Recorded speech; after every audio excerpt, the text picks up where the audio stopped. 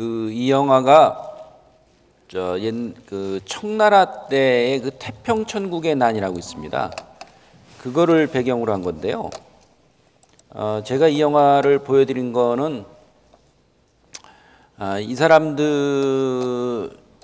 어떠한 그 전쟁 수행 방식, 그거에 대해서 좀 알아두는 것도 좋지 않을까 좀 여겨졌는데, 저게 한마디로 난세 때의 얘기예요. 지금이 세계적으로 봐가지고 난세일까요? 아니면 굉장히 안정된 시기일까요? 난세라고 보여지세요? 난세죠, 지금이. 중동 같은 데서는 카다피 죽고 그랬지만은 굉장히 큰 변화가 일어났고, 또 세계 경제가 어려워졌고, 지금 유럽이 막 흔들리고 있지 않습니까?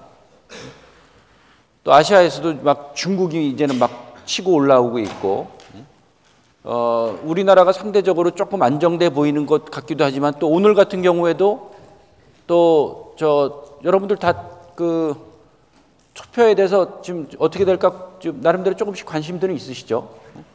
이것도 완전히 전혀 새로운 상황 아니겠습니까? 옛날엔 정당끼리 싸웠는데 이 정당하고 싸우는 게 아니잖아요. 한마디로 이런 난세라 볼 수 있는데, 자 보세요. 저기서 전쟁을 할 때, 전쟁을 하게 되면 우리가 흔히 어떻게 생각합니까? 국가에서 군인을 줍니까 안 줍니까? 우리나라 장수 전쟁할 때 장수한테 군인을 줘요 안 줘요? 주죠. 그럼 군인 주면은 군량민 주나요 안 주나요? 그것도 주죠. 총이랑 대포를 주나요 안 주나요? 주죠. 근데 제가 저기서 드리고 싶은 말씀 중에 하나는 뭐냐면, 우리들이 흔히 뭘 하려고 그럴 때 조건이 다 갖춰져야지 한다는 얘기들을 많이 합니다. 뭐가 갖춰지면 뭐 할게. 근데 사실상 이런 난세에서는요, 조건은 여러분들이 만들어가는 겁니다.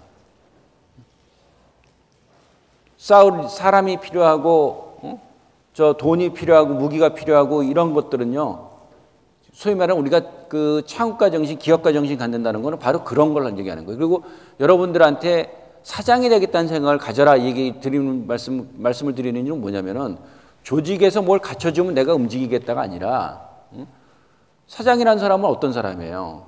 스스로 만들어가는 사람이죠. 시장을 만들어가는 사람이잖아요. 단순히 남들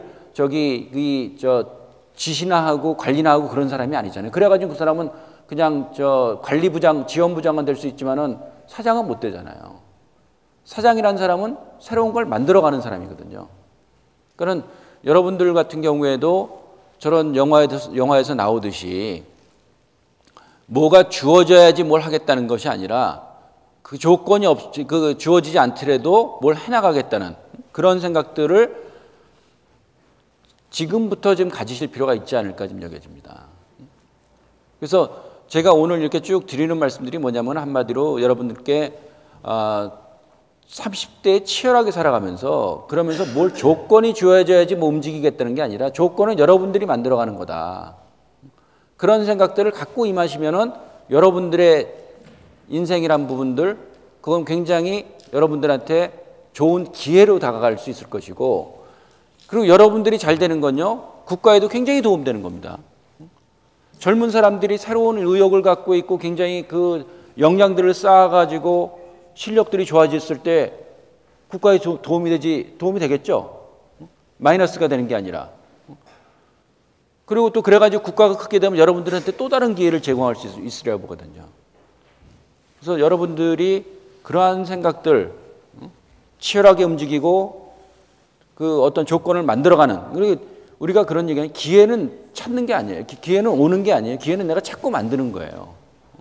그런 생각들을 좀 젊을 때부터 지금 가져줬으면, 그런 게 도전의식이거든요.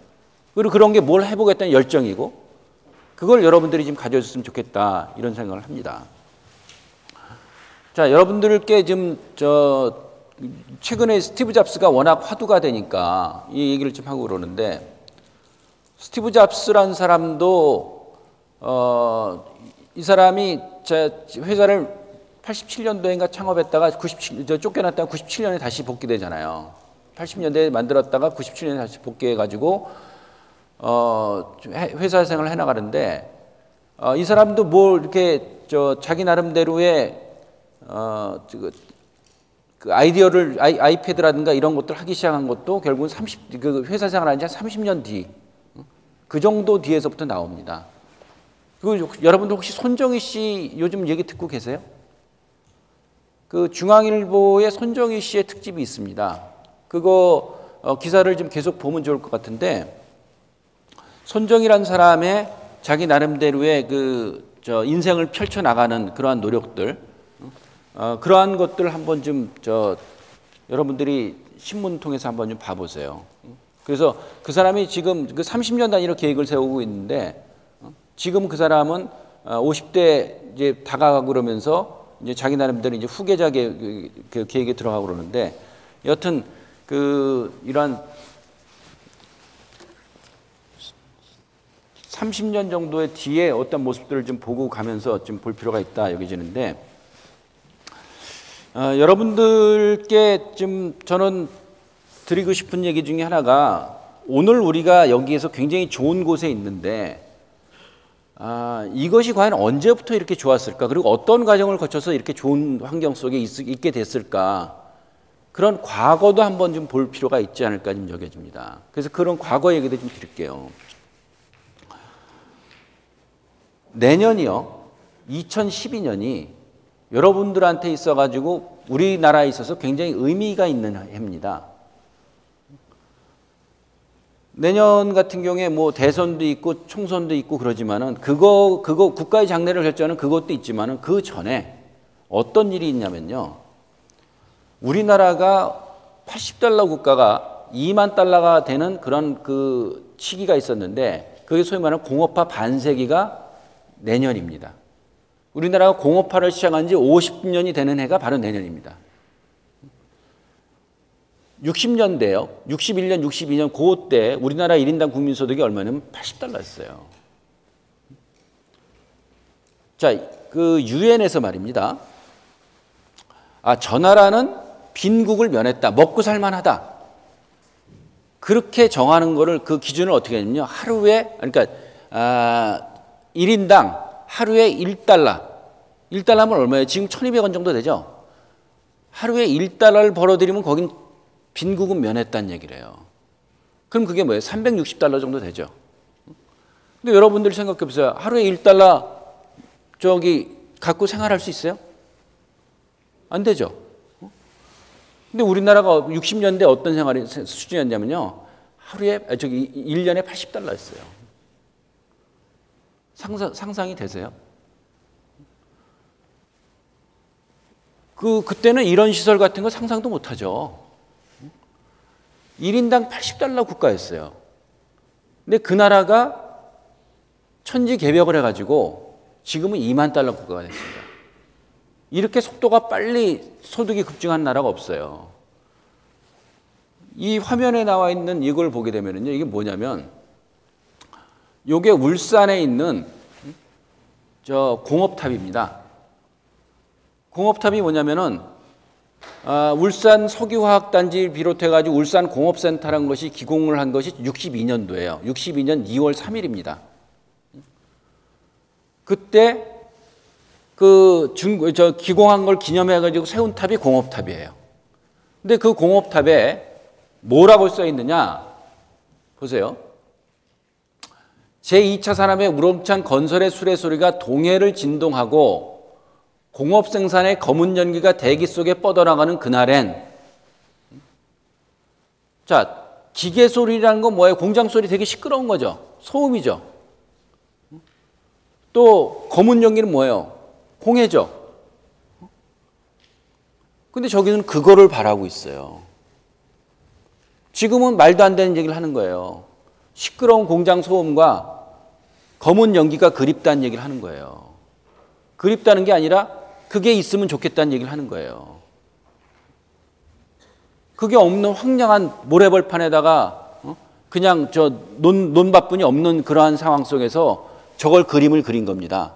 이 기공식을 하면서 기계 소리가 이 동네를 가득 울려 퍼지게 만들고 동해 전체에 가득 퍼지고 검은 연기가 하늘을 뒤덮을 때 우리나라는 가난에서 벗어날 것이다. 여러분들 같은 경우에 저런 얘기 듣게 되면은 실감이 어떻게 지금 잘 안 나시죠? 근데 저게 불과 50년 전의 일입니다. 제가 여러분들께 말씀드렸죠. 왜 1년 앞을 내다보란 말씀드린 게 아니라 30년 뒤를 내다봐라 이런 말씀드리냐면 어떤 일이 벌어질 때 30년 정도의 그런 시기간이 필요해요. 여러분들이 30년 뒤를 내다볼 때 있어서 50년 전의 저 일은 그냥 아주 먼 과거가 아닙니다. 가까운 과거가 되는 거죠. 그러니까 우리나라가 여러분 부모님 세대에는 저걸 바랬던 거예요. 검은 연기를 바랬던 겁니다. 그래가지고 우리가 성장을 하니까 지금에 있어가지고는 깨끗한 하늘을 누릴 수가 있는 것이고 저 검은 연기가 없었으면 깨끗한 하늘이 없습니다. 그냥 여러분들 중국 가면요. 대련이라든가 천지라든가 이런 데 가보면요. 요즘 대련은 깨끗해졌어요. 그런 데 가면 하늘이 시커매요. 왜 시커매냐? 거기는 공장도 옛날에 많지 않았는데. 왜 시커매냐? 주로 석탄을 떼거든요. 집 연료로. 그리고 자동차도 그 시커먼 연기 그냥 펄펄 나와요. 깨끗한 하늘은 볼 수가 없어요. 기계 소리가 없고 공장이 없어도 깨끗한 하늘을 못 봐요. 우리가 석탄에서 그러니까 처음엔 장작을 불 지폈죠. 그러다가 연탄이란 게 나왔습니다. 소위 말하면 식구공탄이란 게 나옵니다. 그러다가 이제는 이것이 석유로 바뀌었다가 그 다음에 가스로 바뀌어요. 가스는 연기가 안 나오죠. 소위 말하는 공해가 안 되죠.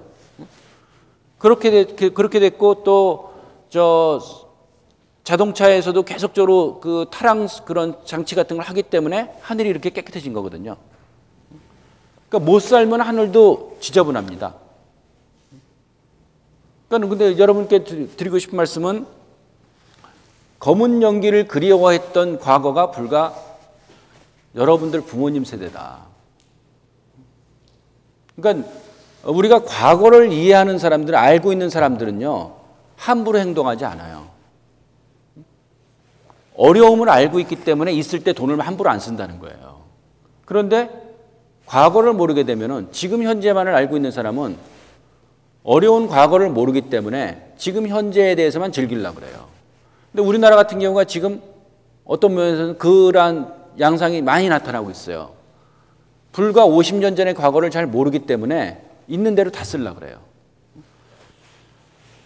지금 그게 정부에서도 많이 잘못하고 있는 것 중에 하나인데 국가 채무가 많이 늘어나고 있잖아요. 근데 그거를 갖고 대개 이제 사람들이 하는 얘기가 뭐냐면 OECD 국가에서 대체로 평균이 몇 %인데 우린 그거에 비해서 아직 낮다. 그렇기 때문에 괜찮다. 이런 얘기를 하는데 거기에는 그게 여러분들이 굉장히 주목을 하셔야 되는데 왜 그러냐면은 결국은 그 부담이 여러분들의 부담이 되기 때문에 그렇습니다. 근데 OECD 국가들은요, 대개 그게 한 200년 쌓아온 부채예요, 그게.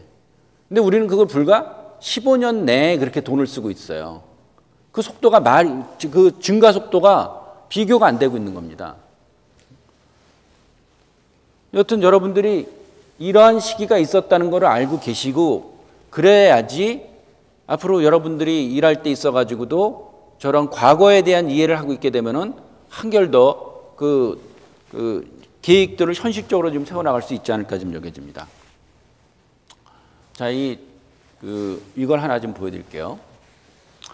여러분들 지금 18은 넘었죠. 최소 20대 중반에서부터 20대 후반도 있고 그러실 텐데 이거는 18살이 몇 살입니까? 고3입니다. 이게 76년도 일이에요. 그러니까 여러분들한테 그 과거를 좀 일러드리는 겁니다. 자, 76년 3월입니다. 76년 3월 청와대 서자에서 오원철 경제2수석은 박정희 대통령에게 해외 진출 기능사 양성 계획을 보고했다. 공업고등학교 졸업반 학생들을 선발해 기능훈련을 받게 한 후 중동 건설 현장에 파견하는 방안이었다. 박 대통령은 너무 어리다며 반대했다. 군 제대 예정자들을 대안으로 검토하라고 지시했다. 오수석은 그럴 수 없는 이유를 설명했다. 앞으로 중동에서 필요한 인력은 전문 기능인입니다. 기술적인 기초가 있어야 합니다. 박 대통령은 내키지 않는 표정으로 서류에 사인했다. 칠흑 같은 어둠, 거센 파도를 헤치며 대한민국 호를 이끌던 사람들은 수평선 너머 한 점 빛을 발견했다. 오일머니를 블랙홀처럼 빨아들이던 중동, 그 호랑이 굴 속으로 쳐들어가기로 한 것이다. 그러나 기술 인력이 부족했다. 도로를 닦는 단순 토목공사만 한국 몫으로 돌아올 뿐 부가가치가 높은 플랜트 수출은 미국, 유럽, 일본 차지였다. 중동 진출 업체들은 기계조립, 판금 용접, 배관, 전기 등 전문 기능 인력을 1,500명만 확보해달라고 아우성이었다. 1970년 3월 정부는 전국 11개 공고를 지목해 3학년 우수학생 2,140명을 선발했다. 중동 현장에 즉시 투입할 수 있는 2급 기능사 인력 1,500명을 확보하기 위해서였다. 30% 정도 탈락을 예상하고 640명을 추가로 뽑은 것이다. 이들에게 800시간 실습 교육을 시켜야 했다. 정상적인 상황이라면 2년이 필요했지만 6개월로 기간을 단축했다. 중동 건설 붐을 놓치지 않기 위해선 시간과 싸워야 했다. 정규 이론교육과는 별도로 주당 40시간, 하루 7시간씩 실습이 진행됐다. 살인적인 스케줄이었다. 이들의 6개월 실습에 쓴 용접봉 산소가 8,000병, 아세틸렌가스가 1만 병, 용접봉이 9만 킬로그램이었다. 6개월 후 국가기술 자격검정 시험이 치러졌다. 70%를 기대했던 합격률이 100%로 나타났다. 2,140명 전원이 현대, 대림, 대우, 동아 등 건설업체에 취직했다. 1977년 1월 이들이 중동 현장에 투입됐다. 당시 용산 공고를 갓 졸업한 청년이 사우디 현장에서 보내왔던 편지 한 통이 가슴을 아리게 한다. 가족, 모교, 그리고 조국의 명예를 걸머쥐고 있다는 각오로 일하고 있습니다. 오원철 전 수석은 저서에서 임진왜란 때 10대 의병, 한국전쟁 때 학도병이 있었다면 70년대 서기위기 때는 18세 기능사들이 나라를 구하기 위해 분연히 일어났다고 썼다. 오늘날 우리가 이렇게 좋은 훌륭한 시설에서 일할 수 있는 거는요. 76년. 생년이 어떻게 돼요? 89년이요. 그러면 13년 전이네요. 그때부터. 그때 있었던 저러한 노력들이 있었기 때문에 우리가 지금 이러한 생활을 할 수 있는 겁니다. 저러한 부분이 없었으면은 우리는 또 76년이면 우리나라가 1인당 국민소득이 어느 정도 되면 $1,000가 안 됐습니다. 한 $800 정도 되나? 그랬을 시기거든요. 그러니까 국민소득이 낮게 되면은요, 그만큼 사람들한테 기회가 적은 거예요. $20,000가 되니까는 여러분들한테 새로운 기회가 주어지고 있는 거고요. 그리고 $20,000가 되는 과정에서 저러한 과거가 있었던 거고요. 저런 과거를 우리가 알고 나갈 때 여러분들이 어떤 새로운 시도를 한다든지 사업을 한다든지 새로운 도전들을 하실 수 있으라 봅니다. 여러분들 혹시 이거는 아세요? 이 K-팝은 아시죠? K-팝이 저렇게 한 건 아시는데 그 전에 요 클리프 리처드라는 사람이 왔댔어요. 이게 69년도의 일입니다. 그 전에 유럽 가서가 왔을 때 우리가 저렇게 사람들이 거의 여고생들이 열광을 했던 거를 지금 그런 과거는 알고 계세요? 우리가 요거는 기억하지만 요거를 기억하지 못할 때 그게 의미를 잘 모릅니다. 이 과거를 알아야지 우리가 현재에 있어서의 이러한 부분들이 어떤 성과를 갖고 왔는지를 이해할 수가 있어요. 이수만이라는 사람이 이때 세대입니다. 이때 이 과거를 알았기 때문에 음악이란 게 산업이 되는구나. 그리고 나는 음악을 통해 가지고 우리나라를 알리고 싶다. 그렇게 K-팝이라는 게 나오는 거예요. 그러니까 이수만이라는 사람은 요거만 알고 있는 사람이 아니라 이거를 알았기 때문에 이게 가능해진 겁니다. 그러니까 여러분들이 과거를 알아야 되는 이유가 그런 거예요. 그 과거를 통해 가지고 거기에서 에너지를 받아서 새로운 사업 기회를 창출할 수가 있단 말입니다. 새로운 도전을 할 수가 있는 것이고요.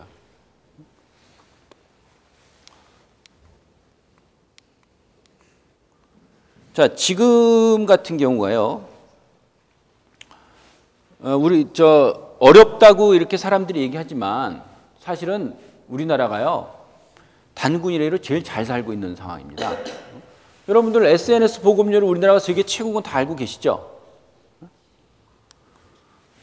그리고 우리나라 제조업이 세계 최고입니다.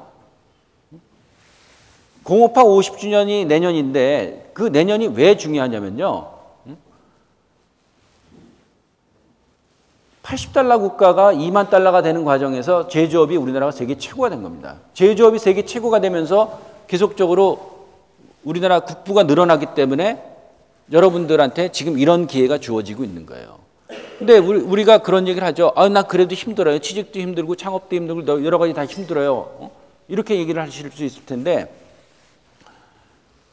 그래도 그것이 과거에 비해서는요. 여러분들 어쩌면 이렇게 뭐 한 분 한 분이요. 옛날 조선시대 때 왕보다도 훨씬 더 좋은 생활을 하고 있는 겁니다. 개인적으로는 힘든 부분들, 그러니까 뭐 심적으로 고민되는 부분들은 많이 있으시겠지만은 삶의 질은 조선시대 왕보다도 더 훨씬 더 뛰어난 삶의 질을 여러분들이 누리고 있다고 생각하실 수 있을 겁니다.